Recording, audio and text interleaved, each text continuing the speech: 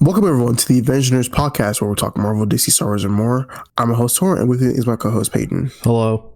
Today, we'll be talking about Guess the Movie by the Bad Review, Part 2, and the news of the week. Every time comes in the description if you want to jump around. And with that, here's Peyton with the news. Why'd you laugh? Did I? Yeah, you laughed. I said hello, and you said, you chuckled. I honestly do not remember. I think I'm getting roasted. This is the conversation equivalent of subtweeting. Bro, I have Barracuda memory. I don't remember what happened. All right, this is according to TV Line. Douglas Smith, who was he was in the OG Percy Jackson movies. I don't know who he played because I don't watch those movies. He has been cast as Jimmy Olsen in the final season of Superman and Lois. Really? Yeah, I kind of forgot this was still happening. Yeah, me too. I mean, I'm still excited for it, I guess. But the fact that Jimmy Olsen's there, I wonder if it's like we're going to go back to Metropolis for a bit. See the gang. And Jimmy Olsen's going to be there. And he's going to be the top dog at the Daily Planet. Or they're going to treat him like they did in Man of Steel, you know? You just shoot him in the face. Yeah. I think that's the way to do it. That's nuts. This is according to Variety. Bro's given 2 seconds of screen time. Yeah. I think in the theatrical cut, he wasn't even named. What? I'm pretty sure they didn't even say his name in the theatrical cut. They only do it in the ultimate cut. I think you're right. And then afterwards, it was like, hey, by the way, that's Jimmy Olsen. It's like, what? Oh, yes, the camera makes sense. I would have figured it was Jimmy Olsen. He kind of has orange hair. It must be Jimmy Olsen. Anyway, this is according to Variety. Joker 2 will include 15 covers of very well-known songs. Now, we're not musical people, and Joker 2 has been said to be a musical. I feel like if you're gonna make it why 15 well-known? I just feel like, wouldn't it be better to do original songs? I think that would make more sense. Just can't wait for Harley and Joker to start rapping in the club by 50 Cent. They start singing T-Pain. I'm at the bartender looking at me. And then we have the Penguin trailer looking like The Sopranos. Super excited for that, coming out later this year. I texted you. I completely forgot Clancy Brown was Maroni. I was like, oh, Clancy shit. Brown playing every villain known to man, dude. The typecast is real. Lex Luthor, Salvatore Maroni, Mr. Krabs. Money. But the trailer looks good. I'm super excited. It doesn't look like the production quality is dipped any, despite it being a TV show. It looks like straight from the Batman movie. I wonder if they use the volume at all for this. I feel like they would. Yeah, I wouldn't doubt it. That's like the best usage of the volume. Yeah. You think Batman's showing up in this? I think so. And I will honestly, I feel like it's going to be like, maybe they could do like more like a Bruce Wayne in this one. And he's like, hello there, I'm Bruce Wayne. I like women and money. And then Peyton's like, get the fuck out of here. Hey, what you doing, sweetheart? What you doing here? It looked like he had like a leg brace. Yeah, I could definitely see that, yeah. I mean, I didn't pay too much attention to that. Working in his waddle. His hip is deteriorating. Fucking love that part of them. They just drive away. He's waddling. You sons of bitches! But yeah, it comes out later this year. I don't think it has a locked release date. I think it's just like this fall or whatever. Anyway, the Spider-Verse short film, The Spider Within, releases on March 27th, which I think by the time this goes out will be like in a day. So March 27th, I think that's a Wednesday. I think. Yes, it's a Wednesday. Yes. It'll release on YouTube. The story follows Miles as he experiences a panic attack that forces him to confront the manifestations of his anxiety, which I believe this short film takes place in between Into the Spider-Verse and Across the Spider-Verse. And This has been done for like a long time. It was shown at like a film festival, and then they sort of just been sitting on it. So it's getting released now. So more Spider-Verse. I'm excited. So super hyped for that. This is according to Daniel RPK. It's Marvel Studios' current idea to have Mr. Sinister be the villain of the MCU X-Men reboot. I like that. I like that a lot. Same. Something that they've teased before in the Fox X-Men universe, but they never actually ended up doing. And Feige likes to do the thing where he wants to do stuff that hasn't been on screen. So Mr. Sinister is a great villain to introduce for the X-Men right off jump. This is also according to Daniel RPK. Kang will still be the villain of Avengers 5 and 6, but Marvel is looking to add another villain to the mix. So clearly they are still shifting their focus away from Kang, but I think they're in a little too deep with Kang. So they're doing a couple different things so that, they're not calling it the Kang Dynasty anymore. Internally, they're just calling it Avengers 5. And, it's still looking like they're trying to recast Kang. So he's definitely still going to be around in some fashion. We'll just have to see what that looks like.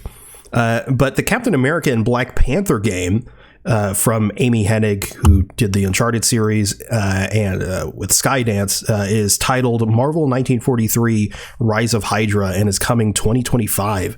And the trailer released, and it looks freaking crazy. I honestly thought like it was like it was like a short film or something like that because the way like the graphics looked. Yeah, so it's in Unreal Engine 5, and we've been gaming for a while. A lot of the times these trailers come out and it's like, okay, clearly it's like a pre-rendered trailer to show you what the game is sort of gonna look like and the vibe and stuff like that. But apparently they said that everything was rendered in game. So if the game comes out and it's looking like that, that's fucking nuts. Carrie Peyton is Black Panther. It's I see some casuals being like, why does T'Challa look and sound like that? It's not T'Challa. Fucking Jesus. It's T'Challa's grandfather, I believe, because I don't think it's T'Chaka either. It's the one before T'Chaka. Yeah. I've seen a lot of people. There's like a little bit of like commotion about like his looks and how like, oh wow, like why does his hairstyle look like that? It's kind of like Killmonger. I don't know about all that. I don't know. If he took off the mask and he had the Killmonger cut, I actually would have lost my mind. I'm like, we really need to get some way for that hairstyle, bro. In gaming, literally, it's a plague. We got to get rid of it. But yeah, this is and people are like, oh, what if it's like the Avengers game? We know that it's going to be it's an action adventure single player game, so it's not going to be like Avengers unless they fucking executives throw a bunch of shit in it they don't need to. But I trust Amy Hennig. She's a great creator. And so I'm super excited for this. The only thing I'm concerned about, I'm not sold on the look for Captain America. The suit looks fine, but it looks like he looks like Wyatt Russell. Ooh, yeah. I'm like, I don't know. He kind of, I don't know. It'll be fine, but I'm curious. It seems like this is definitely going to be a thing where it's like Captain America's like going after Black Panther and vice versa. They're gonna have a punch up, and then they're gonna be friends, and there's gonna be a bigger bad. That's likely what it's gonna be. But I'm curious if it's gonna be like, I wonder if it'll just go back and forth from the perspectives, or I wonder if you'll be able to play one perspective in one playthrough and then in another perspective in another playthrough. I don't know, but I would love that. I'm excited for it. We still haven't seen any gameplay, which kind of sucks.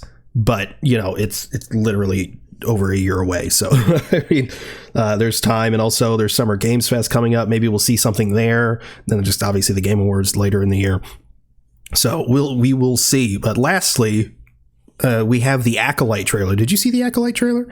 I saw bits and pieces of it. The Acolyte is my most anticipated Star Wars Disney Plus show ever for years now. And the trailer, I think, looks fantastic. It's in the High Republic era. It takes place 100 years prior to the Phantom Menace. Bunch of Jedi, bunch of fucking different lightsabers of different colors, fucking Wookiee Jedi, shit like that. Like, super exciting stuff. The choreography looks great. Apparently, they didn't use the volume at all, which, you know, good. Yeah. If you're not getting Greg Fraser, yeah, there's no, just don't bother. So the fact that there's no volume is really good. Comes out June 4th, which is, you know, not that far away. And of course, you know, I don't know if you noticed, Tauren, but in the trailer, the bits and pieces that you did see, what did you see? Yeah, what's some things you noticed? Well, I only saw the screenshot of, you know, the main characters, the person from Squid Game, I forgot his name, and I saw the lovely black woman. the black woman. The lovely woman, yes. Yeah, there was her. Daphne Keane is in it. Yeah, I heard Daphne Keane is in it.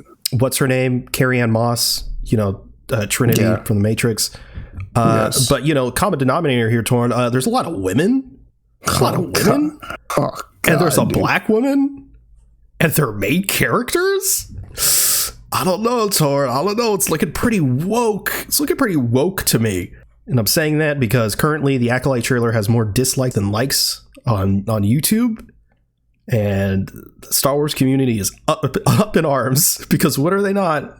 When they see a black woman or any woman, they're losing their shit.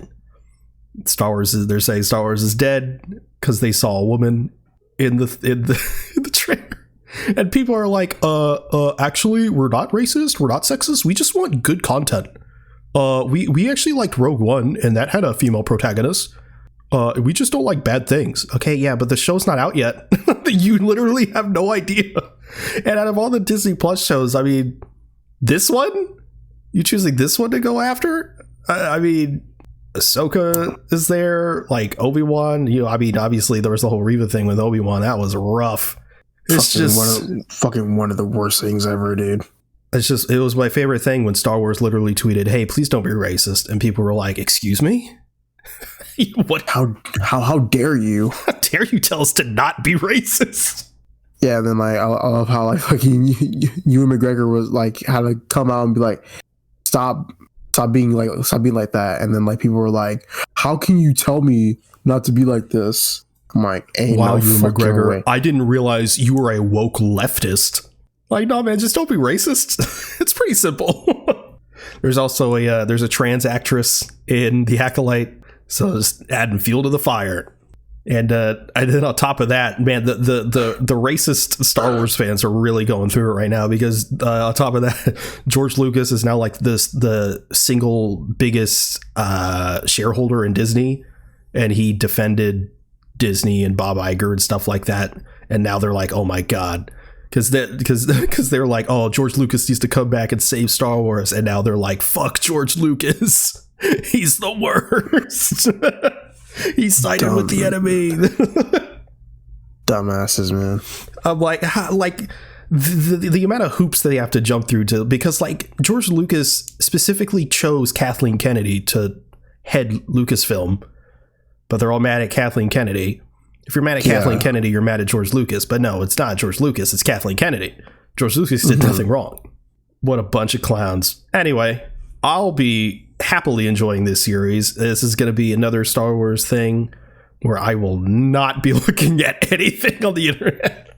No, dude, I'm not looking at shit, dude. Did it with The Mandalorian season 3, had a good time. Apparently everyone hates it, but I had a good time with it. Ahsoka, same deal. And this one, yeah, it's my most anticipated Star Wars show, so I am not letting anyone fucking ruin my fun. I am out. I am gone. But like some people are like, oh, Star Wars is dead. Okay, stop watching then. Bye. Go find something else to infect with your fucking disgusting vitriol. Like, anyway, that's the news of the week, which means it's time to move on to our topic, which is Tauren torturing me. All right. So are you ready? I guess. By the way, the reviews are mostly DCEU related. Oh yeah. So wait, what do you mean most? Most of them. Oh Jesus By Christ. most, I mean all. So okay, you ready? I don't believe you, but sure, go ahead. Okay, I thought it was going to be bad, and I would just get to watch a fun action movie. Wait, how many stars? What? How many stars? One is 1.5. Okay. I thought it was going to be bad, and I would just get to watch a fun action movie. I'm upset. I was even wrong about enjoying it in spite of its badness. Man, there's nothing to go off there. Okay. Point. Very vague. Action movie. They're there to watch an action movie. Okay. Yes. An action movie. When I hear action movie, I don't think something like Superman. Like action, or Superman has action in it. So I don't think it's Man of Steel. This is DCEU specifically, right? This is DCEU, yes. Okay. So I'm not thinking Man of Steel. Batman v Superman, maybe. Shazam, maybe. I'm thinking, I feel like it's got to be more hand-to-hand stuff. So it's either Suicide Squad, The Suicide Squad, or Birds of Prey. I'm going to go with Birds of Prey. No. Fuck. You're actually close. Is it Suicide Squad? No. The Suicide Squad? No. What? What is it? You said it before. Shazam? It's Batman v Superman. What? Yeah. Hey man, that's it. All right. This is a fair enough, I guess. This is a 2-star rating, and you should be able to get this. Okay. Wait, this isn't Captain America. Wonder Woman. Yeah. 1.5 star. The palpable disappointment on my 4-year-old's face is the most damning review of the year. 4-year-old. I'll give you a hint. This movie came out in 2020. Birds of Prey. No. What? It's not that. Wonder Woman 1984? Yep. Yeah. That movie's way too long. It is. It's like 2 hours and 45. Why is it so long? I have no idea. This isn't a bad review, but it's just a funny one. It's hilarious how horny I am. Oh, how many stars is that? No stars. No stars. no stars. Just logged it in. It's hilarious how horny I am. Okay, so Birds of Prey. No. What? There's no fucking way it's not Birds of Prey. It's not Birds of Prey. Black Adam. No. What? Blue Beetle? No. The Suicide Squad? No. What could it be then? It's Man of Steel. Oh, fuck me. They're only talking about Henry Cavill. Yes. Okay.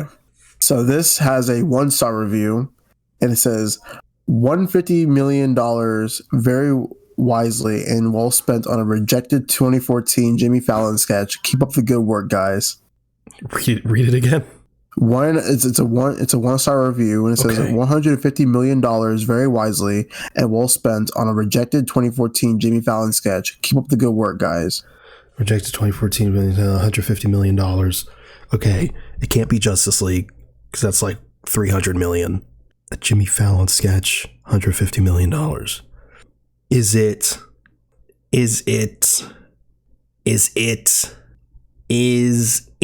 Aquaman? Nope. Aquaman 2? No. Aquaman 3? It exists in a fan fiction. Black Adam? No. I'm trying to think of a Jimmy Fallon sketch. What does that even mean? I'm not sure. 150. But I'm gonna tell you this though. This movie flopped like recently. The Flash? No. Blue Beetle? No. The fuck you mean recently? Did I say Black Adam already? Yeah, you did. It's Shazam! Fury of the Gods. Huh? Shazam! Fury of the Gods. Okay. What Jimmy Fallon sketch? I don't know. Maybe they're just saying it's that kind of humor. Yeah, possibly. This is 1.5 stars. Oh, you know what? Zachary Levi does kind of give off Jimmy Fallon. I should have figured. This is a 1.5-star review, and the review says, to put it eloquently, this movie fucking sucks. My God, you're giving me nothing. I mean, I made it very vague as possible. Fuck you. How many stars? 1.5. 1.5. Okay, so there's some merit to it. Black Adam. No. Fuck. I'll tell you this. We had a fucking blast watching this movie in the theater. Justice League. It is Justice League. All right. This is 2 stars. You're gonna get this one. You're gonna get this. Never underestimate the power of family. Okay. Obviously, it's Batman v Superman. No, I'm just kidding. Black Adam. No.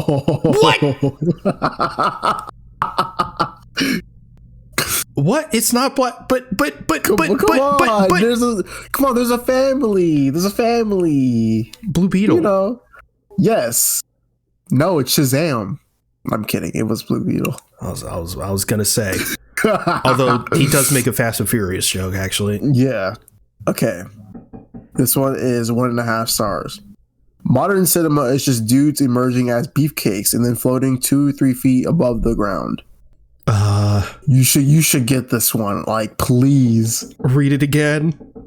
Modern cinema is just dudes emerging as beefcakes and then floating 2-3 feet above the ground. Okay. Is it BVS? No. Is it Justice League? No. You said it the first time, like last review. I said it the first time last review. I said it the first time. Black Adam? Yes. Okay. Okay. This is another funny review. You're going to get it because this is funny as fuck.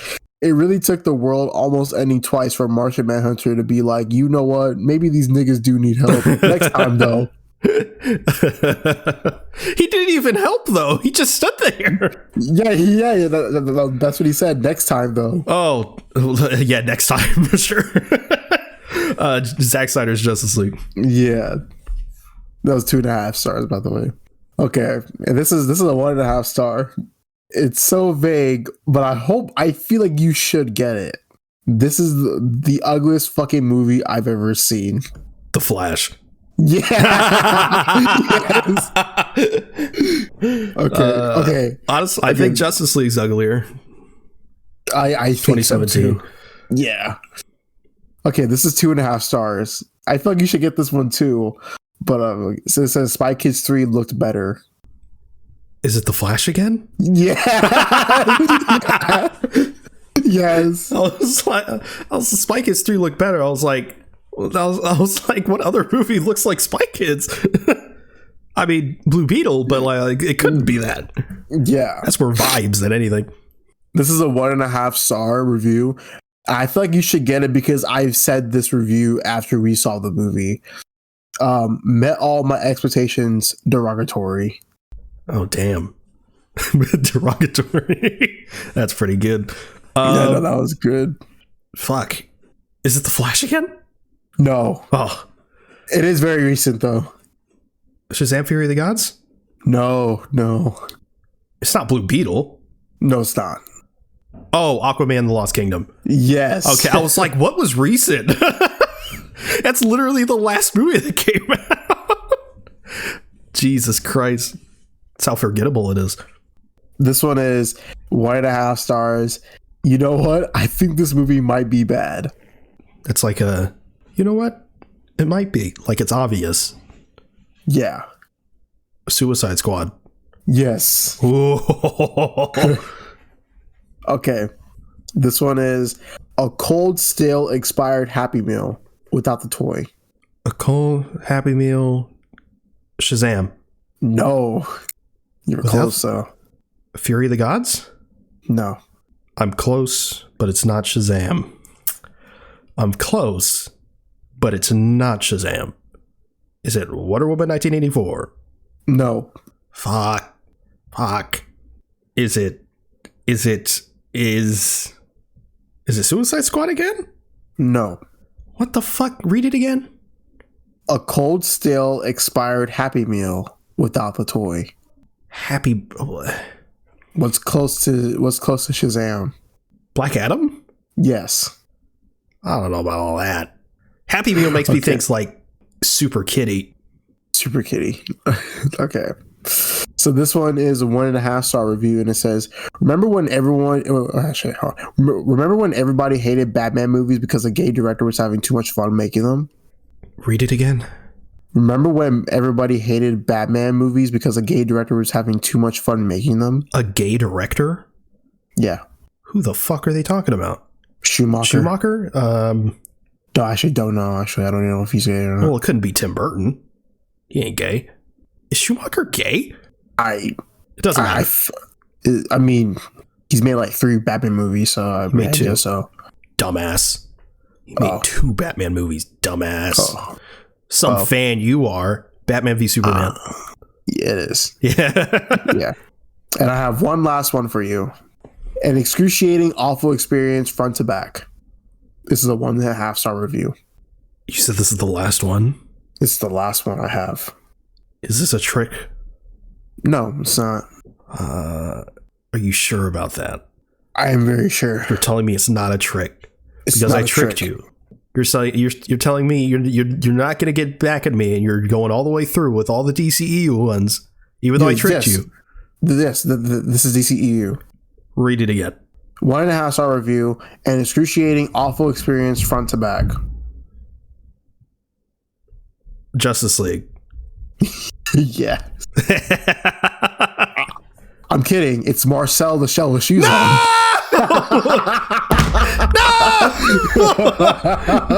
What? Are you serious? Yes, this is Marcel the Shell with shoes on. How can someone say that? How is it?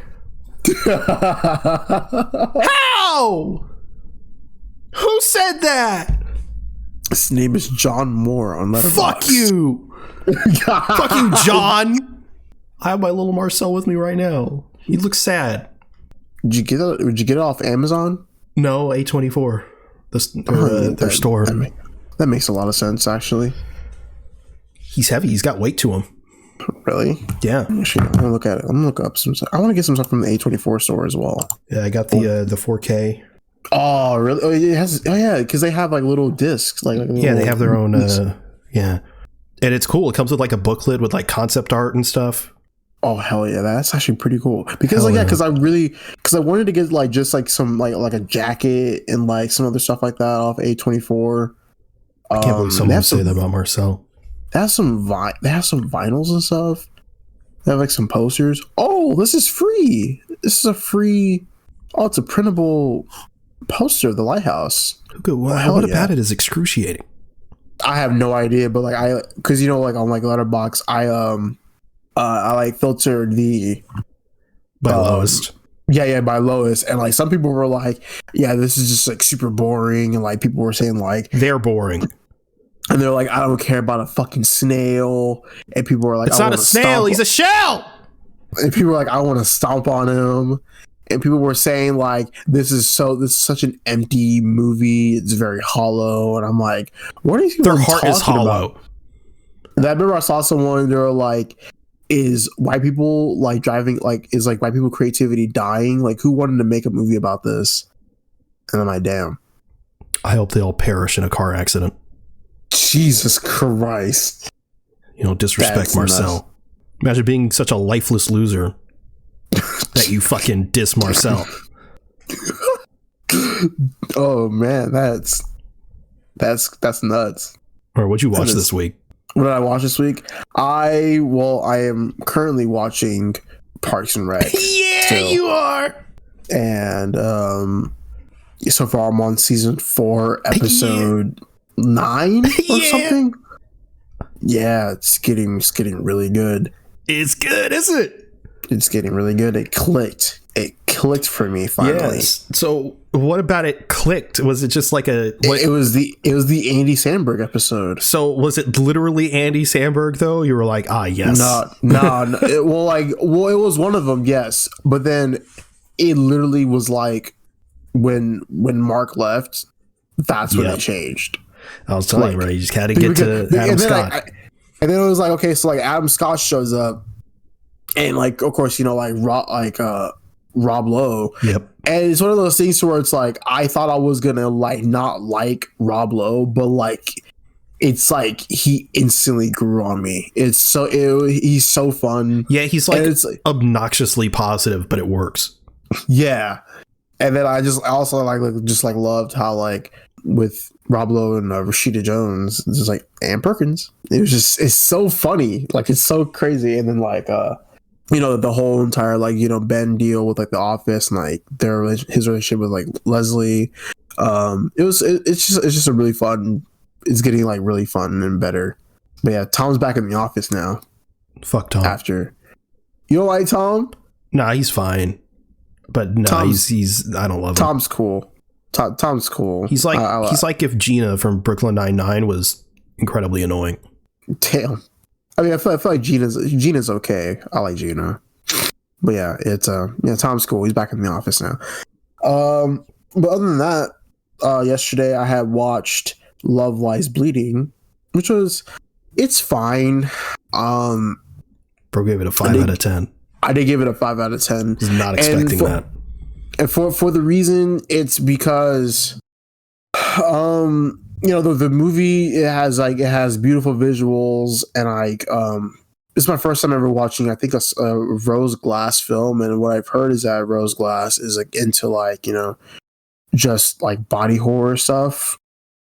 And so going into this, I did think it was a thriller, which it was, but I feel like to me, I didn't really care for the characters as much as I would have, because the thing of the film is that Kristen Stewart's character, she is like a lesbian, and while Katie O'Brien's character is bi, and so there's like this whole thing going on about like they're like, oh yeah, like why would you ever why would you get with this person because they're lesbian or whatever.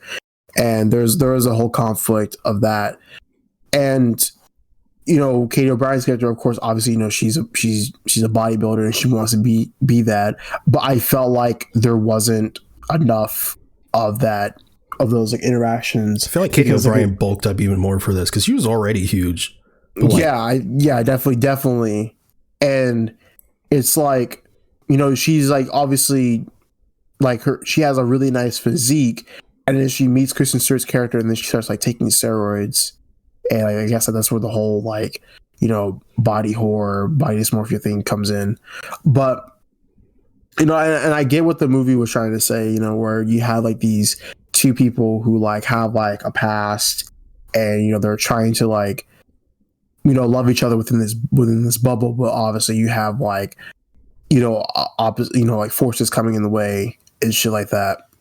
But overall, like, I mean, it's I think like if I were to rewatch it, I would like it better. But on the first watch, I didn't really figure out like what they're trying to do, because I felt like also the movie was like losing its direction like quite a bit, and like it felt like tonally it felt like it was going all over the place, because it was like, okay, well, it's like a romance, and then it's like body horror, and then it's like it becomes a thriller, and then it's like tries to get all these like emotional moments, but like it doesn't really work out for so much. And then like one of the plot points of the film is that like Kristen Stewart's sister, his character's sister, is like getting like abused, and that's pretty much like what all she's like there for. Like she just gets abused, and like she's like kind of like brainwashed, and like she's supposed to be like this like I guess like this like metaphor for like how where it's kind of like no matter like what you do for the person, like you're so in love with them no matter like what goes wrong. But didn't really explore anything out of that. There was really there's barely any character development in my opinion, and that's kind of where the movie like falls flat for me. So obviously like I said, I will give it a rewatch, because like I said, the movie visually is stunning. It's really cool. I like the cast. When it comes to like Kristen Stewart, she's an amazing actress, and Katie O'Brien, Dave Franco, Ed Harris. It's a really great cast, but other than that, like, I felt like just the movie didn't hit for me the first time around. Just say you hate women, bro. I love women, and I could it's not not. Showing. It's showing for the fact that I just couldn't keep my eyes off Katie O'Brien because, holy hell, she's amazing. People are wanting her for Wonder Woman. I have been saying that too, because like there was a fan cast I saw on TikTok and Reddit, and I was like, yeah, I definitely could see it. I could see it. I don't see her enough with like long hair. Yeah, I can understand that. I just I literally don't know what she looks like with long hair.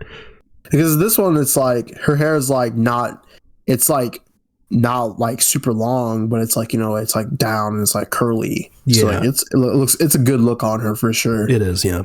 But yeah, like I said, like great cast, great visuals. I just felt like it didn't really go the way that I wanted to, because I did hear a lot of talk about it from South by Southwest as well and Sundance, and like people were like loving this movie and they gave it like a like a 4 out of 5 and stuff like that. But yeah, I don't know. Oh shit, she's biracial. Who, Katie O'Brien? Yeah, I could tell. It's the melanin. I think Katie O'Brien had a better performance in Ant-Man and the Wasp: Quantumania, but that's just me. Yes, she definitely had a way better performance in Ant-Man and the Wasp: Quantumania had I remembered she was in the movie. And also, when it comes to, Love Lies Bleeding, aka A24 She-Hulk, it's like if She-Hulk was good, Stop. You really do hate women. I do not hate women. I don't believe you. You don't believe me? No. What would you say if, I like women? I do like women a lot. Still don't believe you. You don't believe me? No. Why? Well, because you are dissing She-Hulk and you're trash. I don't think so. I do like women. You also watched what? Dream Scenario. Oh yes. Damn. I thought I talked about that though. No. Okay. Well, yes, I did watch Dream Scenario. Yeah. So that was another movie where, like, it was a really, really cool concept of like how there's this one guy and he's connected to all these people like through dreams, but also it's like a thing to where his dreams are like they're affected by like his mood, and it's one of those weird things where it's like obviously like in the first part of the movie, like people are like they're like, yeah, I'm dreaming about you, but like you don't do anything, like you're just standing around. And it's like, it's pretty much like talking about how like where at his life he's just very stable and like nothing's happening. And it's also like with Nicolas Cage's character where like he's just a stubborn, reluctant type of person. He just likes to talk about history and all that type of stuff and go about his day. And then he meets with this woman and it's like, oh yeah, like I have a dream where like we have sex and shit like that. And like I think it's kind of like a way for them to like say, there's not really much going on in his marriage, and it's like there's kind of like a hint where like his wife is like into like another person. I mean, she's not like cheating on him or anything, but it's kind of like a thing like that. And then like obviously there's like a part of the movie where Nicolas Cage's character wants to have a book, because like he's really into like I think it's anthropology or something like that. And he really wants to get a book published, but like some like an old colleague of his like was stealing his ideas, and she got published, and so he gets like really mad and he's like really upset. But like because of that, his dreams, the people who are dreaming about him, they're like killing him, or I mean he's killing them in their dreams, and because of that he's like kind of like exiled and shit like that. And it really like just goes downhill from there. The one thing I didn't really like about this movie that I wish it could have given it a higher score was that because of his dreams and like the whole like phenomenon of that, it kind of turned into like some influencer type shit where it's like, yeah, you know, because of this guy and like how we were all affected by it, we decided to like make like this thing, and you know, we became influencers, and like we can pop up in people's dreams whenever we want. I'm just like, bro, ain't no fucking way. Like y'all became influencers, and they went to this influencing route, and that's something that I really just didn't like about it. But overall, like I gave the movie like a 4 out of 5, 4.5 out of 5. I think. No, you gave it a 4 out of 5. Yeah, I gave it a 4 out of 5, and yeah, like, you know, like I said, the concept is like really interesting, and it's like up until like, you know, the third act is when like I really liked the movie, but other than that, like it just kind of like it was definitely just went into a direction I wasn't really thinking of, but you know, it's pretty cool. But also the whole entire time I kept thinking that Nicolas Cage, his character reminded me of Paul Giamatti's character from The Holdovers, like the kind of like the same hairstyle, they wear glasses, and you know, they're just two like teachers who just yap a lot. Bro thinks all old white men look the same, and he'd be just right. Those two. That's it for me. I watched Peak Fiction. Pulp Fiction? No, Peak Fiction. Which movie is that? One of the best movies I've ever seen, one of the best movies ever created, and of course that is Dora and the Lost City of Gold. This movie had no business being as fire as it is. Has no business. Like, I remember when it was coming out, and like I think it came out in like 2019. I remember it was announced they were doing a Dora movie. I was like, what the fuck are they doing? What are they? But they managed to really lock in a tone that works like really stupidly well for what they're doing. This movie manages to be a better Uncharted movie than the Uncharted movie. Which That's is nuts. Which is sad. Isabella Marced, who plays Dora, is very, very good. There was stuff I didn't like. There is no spoilers, of course, because you should watch this. It is Peak Fiction. There is a sort of romantic thing going on between a couple of the characters, not Dora, between a couple of the characters that I didn't buy at all. It kind of just came out of nowhere, and I was like, where the fuck did this come from? It's like they made the movie and they're like, oh shit, we have to put some romance into this, and so they just shoved two characters together, and it didn't work. But it was really, really good. A really, really solid cast. It's just a lot of fun. It's just a lot of fun.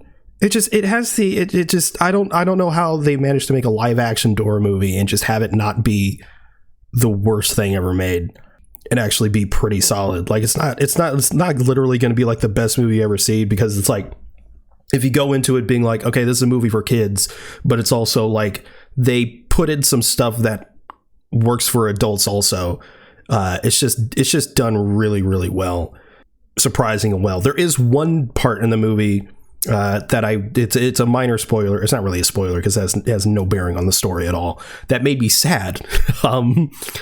There's a scene in the movie that I guess is commonplace now in real life that, like, I don't know if I doubt it's every day, but like the first day of school, she goes to school, Dora, and you know, she's like fish out of water because she like spent her entire childhood in the jungle, and she goes to school and there's like fucking police scanners and there's police and they're like searching contents of bags and stuff. I'm like, god damn, that's depressing. What, like, Jesus Christ, that's pretty fucked.